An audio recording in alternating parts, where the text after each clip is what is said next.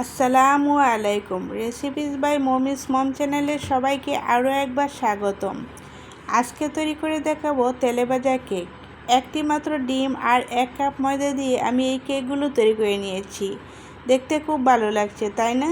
খেতেও কিন্তু অনেক বেশি মজার হয়েছে। আশা করছি আপনাদের কাছে অনেক বেশি ভালো লাগবে। এই কেকগুলো তৈরি করে নেওয়ার জন্য মিক্সিং বলে নিয়েছি নর্মাল তাপমাত্রার একটি মাত্র ডিম। আর মিষ্টির জন্য দিয়ে দিচ্ছি 1/3 কাপ সুগার পাউডার। আপনারা চাইলে গোটা চিনি দিয়েও তৈরি করে নিতে পারেন। চিনির সাথে আর ডিমটা খুব ভালো করে বিট করে নেবেন, তবেই হয়ে যাবে। এখন দিয়ে দিচ্ছি 1/4 টিস্পুন লবণ।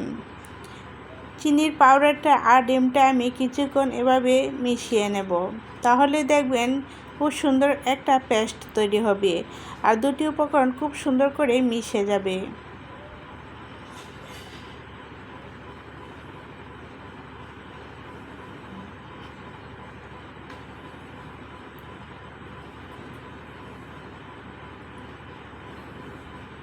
দেখেন এরই মধ্যে কালারটা চেঞ্জ হয়ে গিয়েছে, অনেকটা সাদা বর্ণ ধারণ করেছে।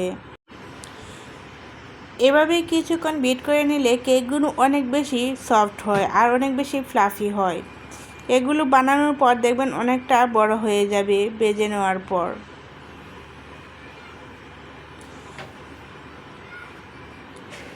শুধু কেক তৈরি করলেই হবে না, কিছু কিছু টিপস আছে, এগুলো ফলো করে যদি কেক তৈরি করেন তবেই আপনাদের কেক কিন্তু অনেক বেশি সুন্দর হবে আর অনেক বেশি মজার হবে।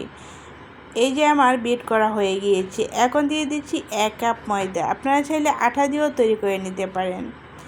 দিয়ে দিচ্ছি 1/2 চা চামচ বেকিং পাউডার। এখানে কিন্তু বেকিং সোডা দেওয়া যাবে না। দিয়ে দিচ্ছি 1 টেবিল চামচ রান্না করা রেগুলার তেল। এইখানে তেলের পরিমাণ এর চেয়ে বেশি দেওয়া যাবে না। সব কিছু এখন আমি কাঁটা চামচের সাহায্যে মিশিয়ে নিচ্ছি। আপনারা চাইলে হাতেও মিশিয়ে নিতে পারেন, কিন্তু চামচ দিয়েই কিন্তু খুব সুন্দর করে মিশানো যাচ্ছে। দেখেন খুব সুন্দর একটা ডো তৈরি হয়ে গিয়েছে। আর এই ডোটা কিন্তু প্রথম অবস্থায় একটু সফট থাকবে, ভয় পাওয়ার কোনো কিছুই নেই। কিছুক্ষণ রেস্টে রেখে দেখলে দেখবেন এই ডোটা অনেকটাই শক্ত হয়ে যাবে আর কেক তৈরি করার জন্য পারফেক্ট একটা ডো তৈরি হবে। আমি হাতে খুব মিশিয়ে সুন্দর একটা ডো তৈরি করে নিয়েছি। এখন ঢাকনা দিয়ে ডেকে জাস্ট 5 মিনিটের জন্য রেস্টে রেখে দেব। 5 মিনিট পর ফিরে এলাম। দেখেন ডোটা কত সুন্দরভাবে সেট হয়েছে আর অনেকটা শক্ত হয়ে গিয়েছে। হাতে একটু অল্প তেল লাগিয়ে নিয়েছি, অল্প একটু ডো হাতে নিয়ে গোল শেপ দিয়ে নিচ্ছি। আমি আমার পছন্দ মতো করে গোল শেপ দিয়ে কেকগুলো তৈরি করে নিচ্ছি। আর আপনারা যদি অন্য কোনো শেপ দিয়ে তৈরি করে নিতে চান তাহলে পারেন, কোনো সমস্যা হবে না। একই প্রসেসে আমি সবগুলো কেক তৈরি করে নেব। কেকগুলো বানিয়ে আমি এক সাইডে রেখে দিচ্ছি, তারপর ভেজে নেব। আর ডোটা যদি অতিরিক্ত সফট হয়ে যায় তাহলে কিন্তু সাথে সাথে তেলের মধ্যে বানিয়ে দিয়ে দিতে হবে। কেকগুলো ভেজে নেওয়ার জন্য চুলায় একটি প্যান বসিয়ে দিয়েছি আর চুলার আঁচটা একদম লোতে একটু বাড়িয়ে রেখে দিয়েছি। তেলটা হালকা একটু গরম হয়ে গিয়েছে, এর মধ্যে আমি কেকগুলো এক এক করে দিয়ে দিচ্ছি। অতিরিক্ত গরম তেলে কিন্তু কেক দেওয়া যাবে না, তাহলে কিন্তু কেকের মধ্যে কালার চলে আসবে। এই যে দেখেন তেলটা এখনও কিন্তু পুরোপুরি গরম হয় না আর কেকগুলো দেখেন কতটা ফুলে গিয়েছে।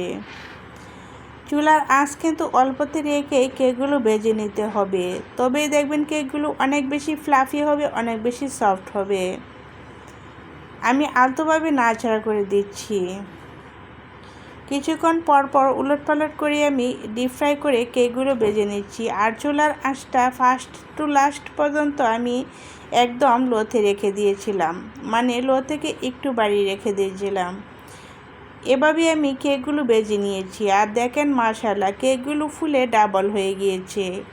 এখন আমি তেল জড়িয়ে কেকগুলো চুলা থেকে নামিয়ে নিচ্ছি।